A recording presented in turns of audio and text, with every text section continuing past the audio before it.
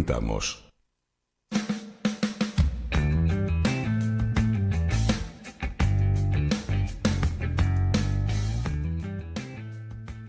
Bien, continuamos en cómo es posible y uno de los temas importantes también en este punto, Cris, tiene que ver con la toma de tierras.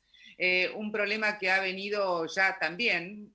Hoy tenemos un programa que es como revival, ¿viste? Vamos trayendo problemas existenciales de la República Argentina a la actualidad, pero que viene también desde hace muchísimo tiempo, donde no se han ocupado de los sectores más vulnerables y que esta pandemia además empezó a destapar muchísimas ollas que tenían que ver con el egoísmo, en primer lugar, de los propietarios que empiezan a levantar y a subir el precio del alquiler de viviendas que cuando justamente no pueden hacerlo porque la gente no ha podido trabajar, porque muchos de ellos perdieron el trabajo, porque no tienen cómo solventar en este punto el incremento del alquiler.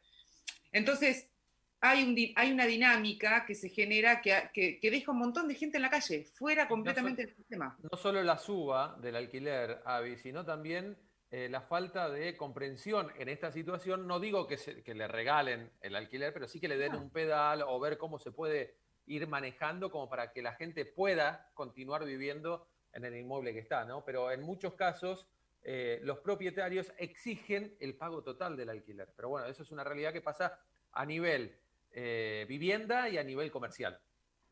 Exacto. Vamos a hablar con Jorge Ceballos. Jorge, ¿cómo te va? Buenas tardes. Cristian Romero, Abigail Lasalle, te saludamos. ¿Cómo andás? Buenas tardes, un gusto hablar con ustedes. Igualmente, Jorge. Bueno, a ver, está siendo de manera inminente el desalojo de la toma de tierras de Guernica, una de las más importantes que tiene la República Argentina. ¿Qué va a hacer esa gente y además si van a permitir el desalojo, ¿no? Bueno, ojalá que no ocurra. La verdad que me parece, si se toma esa decisión, es muy desafortunada, porque precisamente no contempla lo que ustedes recién planteaban, ¿no? Una situación de déficit en el tema habitacional que arrastra décadas en la Argentina y que no se puede resolver con el Código Penal ni con la fuerza policial. Hay que resolverla Jorge, justamente desde el Estado, con digamos, abordando la problemática esta, ¿no? Perdón que te interrumpa en esto, pero está claro, ¿no?, que tomar tierras es ilegal. Sí, o sea, hay una contradicción de dos derechos. Hay un derecho también de raigambre constitucional, que es el derecho a la vivienda, y Sí, el claro. otro de la propiedad. Colisionan. Entonces, uno tiene que ver ahí cómo se destraba ese problema en el caso, bueno, en el caso que son privados, porque tampoco el dueño de una propiedad privada es culpable de los problemas de la administración del Estado en este tema, no tiene esa responsabilidad. Entonces, No, y nada bala que uno tome una casa que no le corresponde y se ponga a vivir adentro, ni No, tampoco bueno. un terreno. O sea, más allá de que colisionen los dos derechos de la propiedad privada y de la vivienda digna, o sea. Exactamente, exactamente. No, y los problemas también después para un desalojo, ¿no? Para el propietario que le toman una casa. El problema de un desalojo después es terrible. Sí, claro. Puede estar hasta 2, 3, hasta 4 años para tratar de sacar a alguien. Ahora se ha abreviado el tema procesal. Eso era, tiempos antes podía llevar una vida. Ahora se ha abreviado y habitualmente hay, digamos, lanzamientos más breves. Pero el punto acá es que primero tenemos que entender todo eso, sobre todo el problema de los niños. Uno va a Plaza de Mayo nomás, frente a la Casa de Gobierno, debajo de la Recoba, uno encuentra familias, centenares de familias en esta situación. Hay niños que no son responsables de esta circunstancia que les toca vivir, y este país no fue siempre así. No fue siempre así. Yo puedo decir, en Ciudad Vita, La Matanza, todavía están las viviendas que hizo el primer y segundo gobierno de Perón. Hicieron esas viviendas que no eran viviendas para pobres, eran viviendas dignas, que hoy digamos, y que tienen atrás, hasta en algún caso tienen una piecita para semillas. Mirá qué visión que se tenía en aquel tiempo. Pasa lo mismo con el tema ferroviario. Se tardaba 3 horas 45 cuando se hizo el primer viaje de acá a Mar del Plata, de Constitución a Mar del Plata. Ahora tarda 7 y tenés que rezar que llegue. Entonces, claro, vamos para atrás y hay responsabilidad de los funcionarios. Entonces, yo estoy de acuerdo que se aplique la ley, si primero también se le va a aplicar a los responsables de que se viva en esta situación en el país, porque este es un país que tiene tierra, y este es un país que necesita estimular la construcción porque tenemos un problema de desempleo. Entonces yo creo que hay que conciliar las dos cosas, pero no siempre que caiga el peso y el rigor con los que menos tienen. Me parece que habría que empezar con el ejemplo de los responsables. ¿Por qué crees que no hay un plan serio habitacional en la República Argentina? Para mí es inexplicable. No, mirá, no tiene racionalidad, digamos, porque es positivo de todo punto de vista. Inclusive, mirá, hay algo que es curioso. Por ejemplo, los planes hipotecarios se han dado en gobiernos de ideología más liberales, cosa que vos decís, pero, o sea, hubo planes hipotecarios viviendo en la época de Menem, empezó con los subas el tema acá con Macri, y no entiendo cómo desde hace décadas gobiernos de otros signos con lo que yo puedo tener más coincidencia no empiezan un plan digamos, efectivamente habitacional, teniendo en cuenta también trabajar a mediano plazo en no concentrar todo acá en el cono urbano. En el 1% de la superficie tenemos un tercio de la población del país. Hay que pensar en desarrollar proyectos urbanos que impliquen servicios, escuelas, hospitales, en otros lugares del país, en un país al que le sobra tierra. Y hay tierras fiscales que ni siquiera el Estado las tiene inventariadas, o mejor dicho, están en los archivos de la burocracia con los cuales se hacen negocios. Y hay después la capacidad presupuestaria para comprar. Yo coincido con lo que se planteaba en la introducción respecto a que la pandemia puso sobre relieve el problema habitacional. Pero justamente la pandemia también nos plantea un desafío de crisis económica que es una crisis que todos la están comparando y que es peor hasta que la de la década del 30, del siglo pasado. Entonces, ahora se requieren soluciones extraordinarias para este nivel de crisis. Y yo creo que el tema habitacional es factible de hacer, digamos, ¿no? Tenemos la tierra, tenemos posibilidad de tener la tierra. Que no tenemos que importar prácticamente nada para la construcción. Y podemos generar mano de obra, y hay que pagarla, ¿eh? Otra cosa que yo quiero plantear, no se pueden regalar.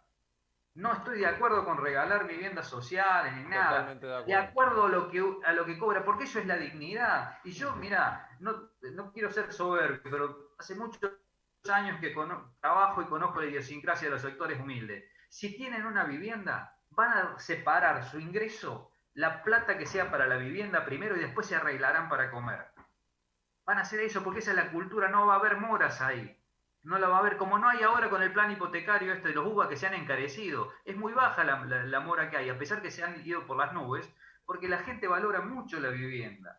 Entonces, es inexplicable que no tengamos vivienda. De verdad, es una crueldad. Jorge, ¿vos creés que la gente esta que está tomando las tierras, por ejemplo, no tendrían problema en irse un poquito más lejos del AMBA? Porque en muchos casos por ahí dicen, no, pero ellos quieren estar en Capital o Gran Buenos Aires. Hacer algo un poquito más alejado, ¿vos creés que si le dan facilidades y trabajo y la gente no tiene problema? Seguramente. Yo he preguntado muchas veces por qué estaban personas que vivían de Misiones, ¿viste? Una provincia tan linda como, bueno, todo nuestro país es lindo. A veces te da la curiosidad tonta esa de decirle, ¿y por qué te viniste acá? Yo he estado en lugares donde, bueno, había cables, en día de lluvia, cables de luz en el piso, con los chicos con un peligro, y me dicen, pero lo que pasa es que donde estábamos justamente faltaba lo que vos decías, dice, no tenían ni un hospital cerca, no conseguíamos ni un plan, porque no llegaba ni un plan. Dice, entonces no me quedó otra, ¿no? Me lo planteaban una mamá con sus hijas ahí que estaban correteando en ese lugar. Lo que pasa también, Jorge, a ver si me estoy equivocando en lo que pienso, ¿no? Muchas personas o muchas familias de las provincias donde ya no tienen lugar porque han quedado afuera del sistema de construcción, del sistema de trabajo, del sistema educativo, del sistema de salud, entonces se vienen indefectiblemente para la provincia de Buenos Aires. Pasa con familias de Chaco, de Misiones, sobre todo las del norte del país, que son las provincias por ahí un poco más, si se quiere, pobres, entre comillas, que vienen a la provincia de Buenos Aires en una búsqueda de mejora para la vida. Claro, pero por eso tenemos que pensar la salida habitacional con un criterio federal, con un criterio de mediano plazo. no hay criterio de respuestas inmediatistas, digamos, ¿no? Primero hay que encararlo, porque no hay excusa para no encararlo. Yo no puedo responder la pregunta que bien me hicieron ustedes, ¿por qué crees? No hay respuestas, hay que encararlo. Y si hay un funcionario que cree que no es posible, que deje su lugar. No Está bien, puede pero no se encara, Jorge, porque lo que se le da la posibilidad, por ejemplo, vos hablabas de los créditos. Yo me acuerdo que en el gobierno de Cristina Fernández de Kirchner se había dado el procrear, ¿te acordás? Sí, Que era para los que tenían la casa, que tenían el sueño de la casa propia, entonces podían construir o podían comprar ya hecho. Ahora el procrear ya directamente va para aquellas personas que quieran construir y tienen que tener un terreno. O sea, cada vez se achica más. Yo en claro. realidad no sé si el dinero por ahí que estaría puesto para la construcción de viviendas se va por otro lado. Es seguro, seguro que va por otro lado. Y yo creo que justamente es un problema de asignación de prioridades. Y es un problema, yo no le voy a decir a esta administración que lleva 9 meses, pero digamos, acá es un problema que lleva décadas. Entonces Sí, claro. tenemos que plantearnos y tiene que haber un clamor de la sociedad pidiendo que, vuelvo a decir, que se construya vivienda y que se cobre, no que se regale. No tiene que regalarse, tiene que cobrarse con una cuestión atendiendo los ingresos de cada sector y haciendo propuestas para cada sector. Pero encaremos una planificación y que sea política de Estado, que no se desarme con la gestión que viene, porque sea del mismo signo político o de otro o de la oposición. Este es un acuerdo que tenemos que tener como país, digamos, básico para resolver, porque después vienen otros problemas. La pobreza en este país es hereditaria. Entonces, eso chicos, y no fue siempre así. Mirá, yo no me gusta hablar en términos personales. Yo vengo de una familia pobre, pobre, pero yo pude estudiar. Yo soy de esa etapa y yo pude estudiar en la escuela pública y después pude ir a la universidad. Ahora, yo sé, digamos, que estas generaciones nuevas no tienen esa posibilidad porque no tienen ni trabajo registrado ni trabajo. ¿No? Y cuando hablaban, la otra vez pasó el problema entre cuando un jubilado mató a un delincuente o que había entrado a robar. Son dos mundos que colisionan. Alguien que tuvo una vez un empleo que a lo mejor toda su vida hasta tenía el mismo empleo, entraba en un lugar y toda la vida estaba en el lugar. Ahora, los jóvenes no entienden eso, no ven en los viejos el espejo de ellos, en los viejos, así voy a ser yo cuando tenga 30, dentro de 40 años, no ven posibilidades de felicidad porque no tienen ni aportes y a veces ni trabajo, pero sí cuando consumen pagan parte de esa jubilación, porque el IVA es uno de los principales impuestos que sostiene el sistema jubilatorio y lo paga tanto el que está en el asentamiento en Guernica como Pérez Compán, Bulgeroni, para citar algunas personas que tienen más capacidad económica, ¿no? Entonces, todas son cosas que tenemos que poner, digamos, a tratar de ser un poco más justo en esto, ¿no? Insisto, yo no creo que el dueño de un terreno tenga que pagar las consecuencias de la falta de vivienda, no, es una injusticia, porque justamente puede ser alguien que ha trabajado toda su vida, ha hecho un sacrificio para tener esa propiedad, no es él el que tiene que pagar esa injusticia, pero tenemos que plantear al Estado, a los distintos gobiernos, que ese tema se encare y se trate de resolver, porque es un tema que no tiene justificación en nuestro país.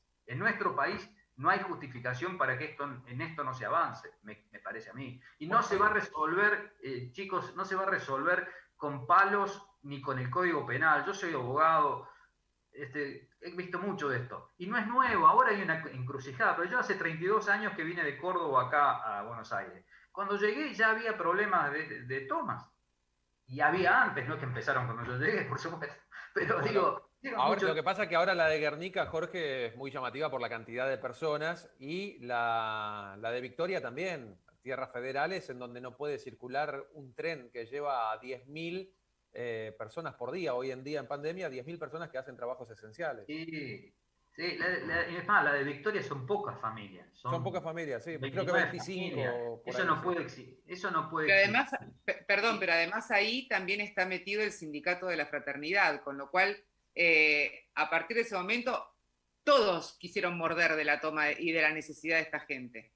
Mira, hay mucha intrusión en el tema de los ferrocarriles, que es otro tema que a mí siempre me preocupa, porque para mí es un criterio de pensar el transporte en este país sin el ferrocarril tampoco tiene explicación.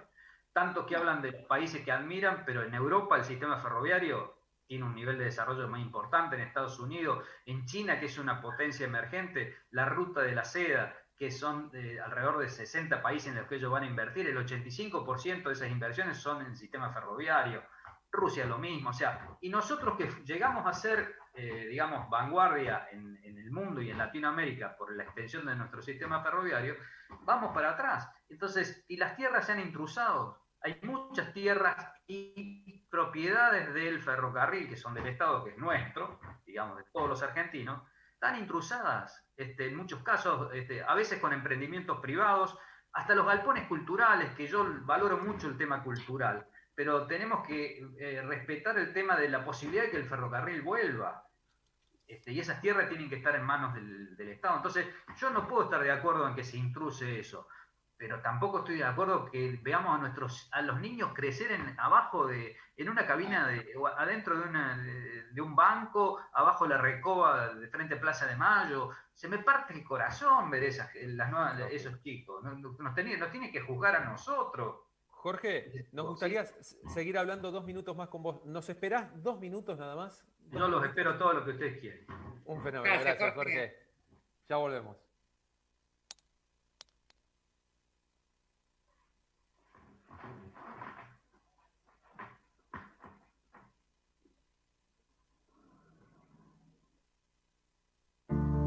Nuestra prioridad es cuidarte. Por eso estamos trabajando para terminar cuanto antes el nuevo hospital en Derqui. Un centro exclusivo de internación para coronavirus que cuenta con 7 consultorios, tomógrafo, ecógrafo, rayos y laboratorio. Una obra que va a quedar y garantizar la atención futura de los vecinos. Elegimos cuidarte y por eso elegimos un nuevo hospital para Derqui. Pilar, municipio. De las finanzas de la nada a las finanzas con sentido. Fundación Ecoconciencia asesora a bancos y a instituciones financieras para la diferenciación que se reclama, dando a elegir al inversor, generando instituciones que siembren futuro. Una banca de colores, una banca de emociones. Por consultas, comunicarse a fundacion@ecoconciencia.org. fundacion@ecoconciencia.org. Bicentenaria, líder en préstamos personales para Fuerzas Armadas, Seguridad y Policías desde hace más de 10 años. Nuestros socios acceden a exclusivos beneficios. Tienen el acceso a su cuenta las 24 horas del día, los 7 días de la semana y cuentan con un anticipo de sueldo con un simple llamado. Para contactarse, 0810-345-0125. La ayuda que necesitas en el momento justo, como solo Bicentenaria te lo puede brindar. ¿Cómo es posible? En redes sociales, seguinos en @AbigailLasalle y @CrisRomero10. Comienzo de espacio publicitario en Conexión Abierta. Este medio está asociado a CADEMAD, Cámara Argentina de Medios Audiovisuales Digitales. Literatura, medicina, teatro, cultura, abogacía, música, deporte, cine, política, entretenimiento y mucho más.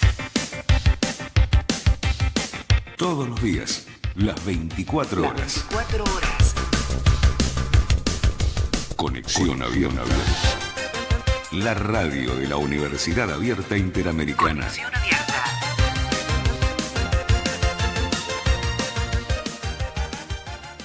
Coronavirus. Medidas preventivas. En Conexión Abierta, queremos recordarte las recomendaciones otorgadas por la Organización Mundial de la Salud. Lavarse las manos con regularidad. Toser y estornudar en el pliegue del codo. Desinfectar y ventilar los lugares habitados. La transmisión del virus es de persona a persona. Mantén distancia y resguardate en tu hogar. Para evitar la concurrencia masiva a las guardias y evitar contagios dentro de los centros hospitalarios, se recomienda llamar a los siguientes números telefónicos. En todo el país, línea del Ministerio de Salud de la Nación, 0800-222-1002. Ciudad de Buenos Aires, 107. Juntos podemos prevenir y evitar la propagación del coronavirus. Conexión Abierta, nuestra forma de hacer radio.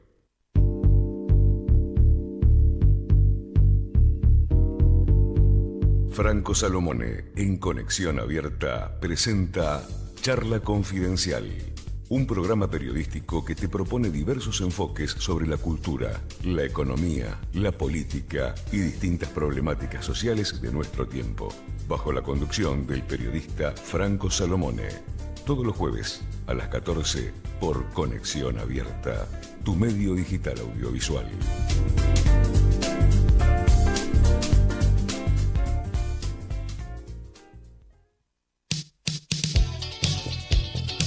El periodista Hugo Machiavelli los invita a escuchar, ver y participar del programa periodístico Tenés que saberlo, un espacio dedicado a los temas que emergen de la sociedad, la política, la cultura.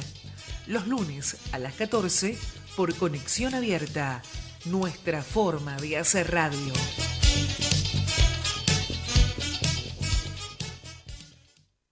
Fin de espacio publicitario en Conexión Abierta. Conexión Abierta, ganadora del Martín Fierro Digital 2017 y 2019 como mejor radio nativa digital. Conexión Abierta, nuestra forma de hacer radio.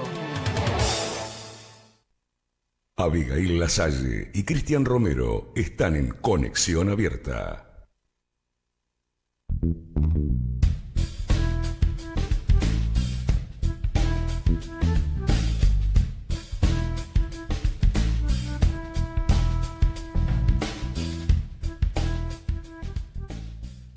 Gracias, Jorge, por la espera. No, gracias a ustedes. Bueno, estamos hablando con Jorge Ceballos, de Barrio de Pie, y te quería consultar en esta oportunidad. Venían reclamando, por ejemplo, alimentos para los comedores en el gobierno anterior. ¿Estuvieron reclamando también alimentos para los comedores en este gobierno? ¿En qué situación estamos en estos momentos? Mirá, da la impresión que cambia de gobierno, pero el cumplimiento, digamos, de la ayuda social no está muy firme, ¿no? Es que el tema alimentario ha sido, creo que, el principal problema de esta administración. Pensaron cuando saltó el tema de los sobreprecios, eso fue en marzo, y prácticamente hasta mayo no llegaron alimentos. Y después llegaban alimentos que eran un tanto insólitos, ¿no? Miles de latas de pera o de ananá en invierno, digamos, ¿no? O sea, estas cuestiones así.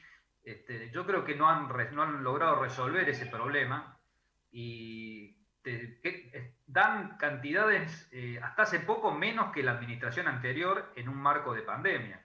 Entonces, esto no implica tener una visión sesgada y unilateral, porque también hay una tarjeta alimentar que ha beneficiado a muchos sectores. Pero respecto a la entrega de mercadería concreta para la gran cantidad de comedores, merenderos, ollas que han florecido en estas circunstancias, porque ha venido gente, mira, ahora hay el conflicto de la policía, ha venido gente de la Fuerza de Seguridad a retirar mercadería, porque se le ha venido a la familia, los hijos con los nietos a la casa. Entonces, alguien que ganaba 50.000 pesos, para decir una cifra, no es lo mismo cuando tenés que alimentar 3, 4 personas que cuando tenés que alimentar a 6, 7. Entonces, con vergüenza han venido, y es gente que no estaba acostumbrado a pedir. Venían a pedir a los locales a ver si no había algo de mercadería. Entonces, en ese marco de mayor demanda, muy insuficiente la ayuda alimentaria que ha habido. Jorge, a mí me da la sensación que es muy difícil encontrar el camino de salida. Como que en realidad estamos en el laberinto de falta trabajo, falta alimento. ¿Cómo se sale de esto? ¿Cuál es la salida? Bueno, no. Yo creo que indudablemente no es fácil, pero digamos, nada grande y ninguna transformación importante es fácil. Yo creo que tampoco es muy misteriosa, no hay que encontrar una nueva fórmula, digamos, simplemente hay que establecer, vos me hablabas antes correctamente de las prioridades, dónde están las prioridades, y creo que tenemos que poner a andar la economía para que nos pueda incluir a todo. Hay que repensar un modelo, porque acá no todo le fue mal. Cuando decimos que a la Argentina le fue mal, yo estudié algo de economía también, y hay término que se llama la autonomización del ciclo económico. Hay grupos económicos que se autonomizaron del ciclo económico. Cuando a la Argentina le fue muy mal, ellos se enriquecieron porque concentraron, es más, aprovecharon que se caían otras empresas para absorber ellos ese mercado y a la misma empresa a veces, ¿no? Es un proceso de concentración y centralización. Entonces, cuando a algunos les va muy bien y a otros les va mal, esos modelos no pueden repetirse. Tenemos que pensar en un modelo que genere crecimiento, pero un crecimiento con inclusión. Eso implica, por ejemplo, el tema de la construcción con mano de obra intensiva. Desarrollar el área exportadora indudablemente, porque necesitamos el ingreso de dólares, pero también contemplar el mercado interno, contemplar las pymes y contemplar, insisto, no tiene que haber más planes, tiene que haber trabajo. Trabajo. Queremos que los vecinos trabajen y que lo que obtengan lo obtengan pagándolo. Eso es lo que hemos tenido esa posibilidad. Yo te refería, yo cuando fui a estudiar a Córdoba, a la semana conseguí trabajo. Yo no era de la Córdoba capital, era del interior. Y a los 2 meses no me gustó ese trabajo y conseguí otro. O sea, podía conseguir trabajo. Claro, no es que ganaba gran cosa, trabajaba más de 8 horas, trabajo pesado y después tenía que estudiar, bueno, y así. Yo participé siempre en actividades políticas, etcétera, ¿no? Entonces tenía que hacer muchas cosas. Pero yo tenía trabajo.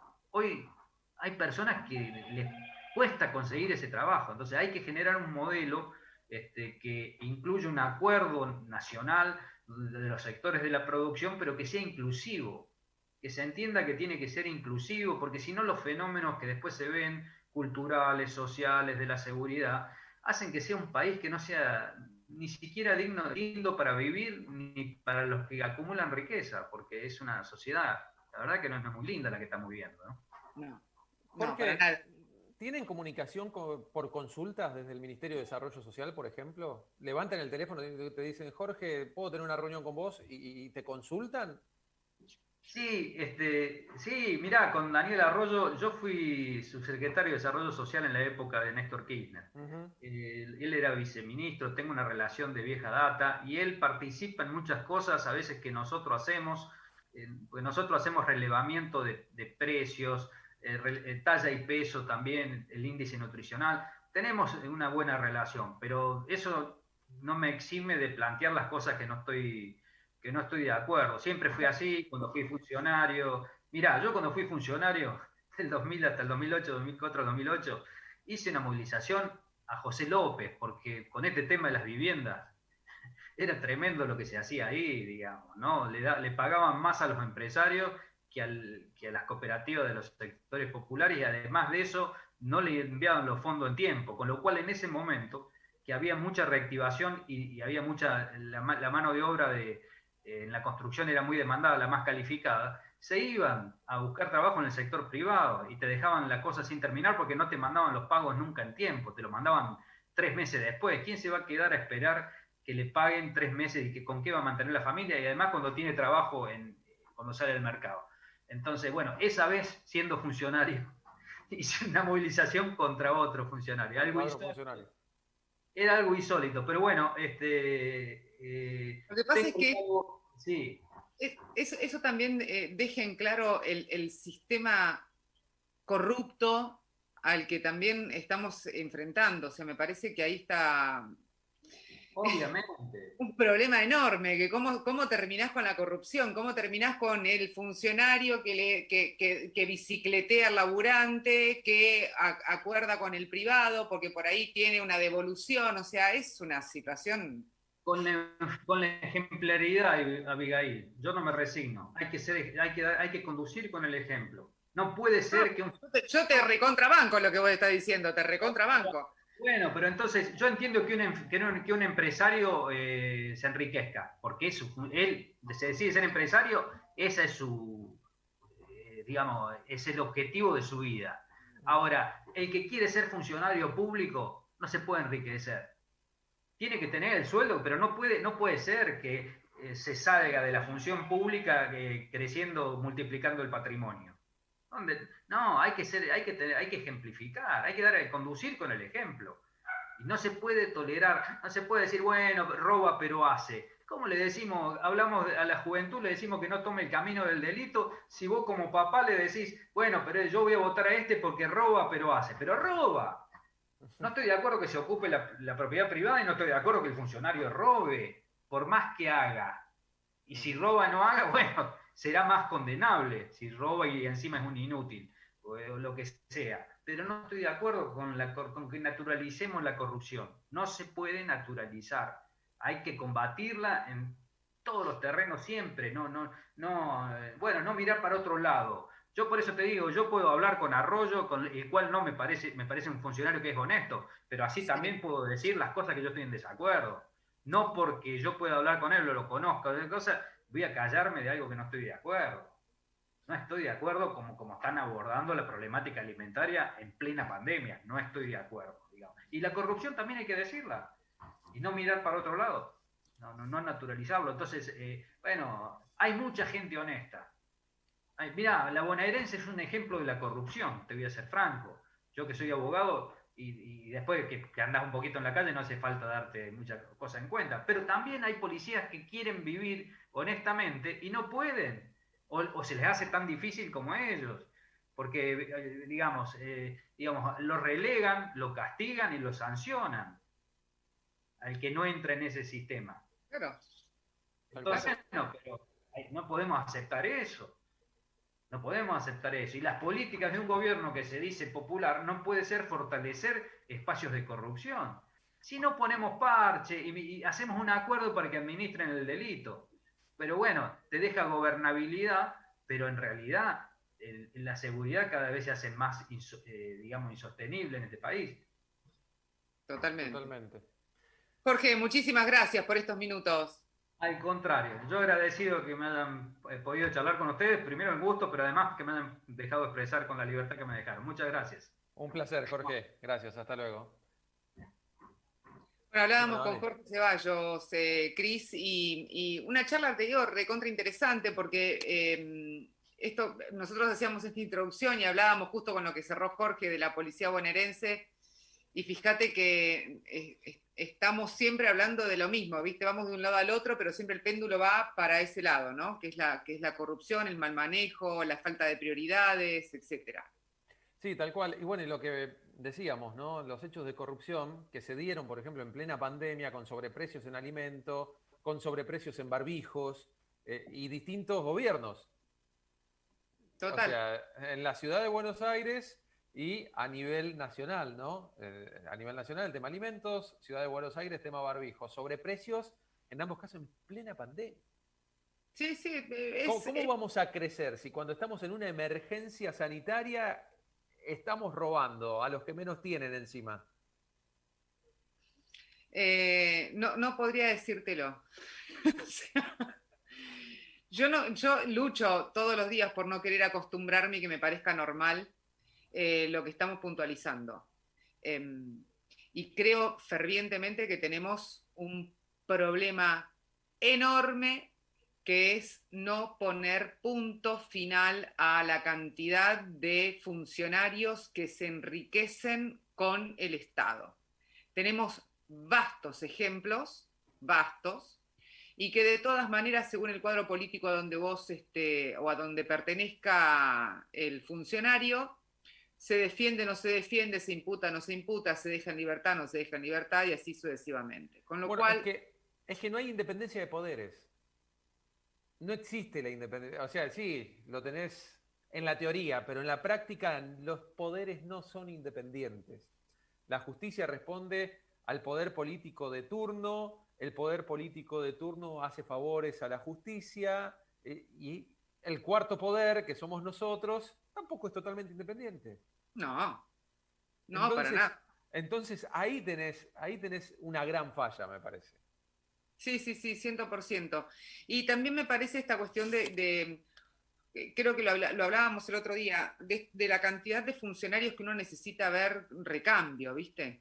O sea, gente que realmente tenga ganas de trabajar para la gente y no que venga de apellidos enquilosados en la política que directamente después se transformen en la vieja política en vez de la nueva. O que ya vienen de hace mucho tiempo, que fueron ministro de tal o secretario de tal, me parece que es necesario ver un poco de sangre joven en la política, de empuje, de otra cosa, ¿no? Y dar esperanza de que algo puede cambiar con gente nueva.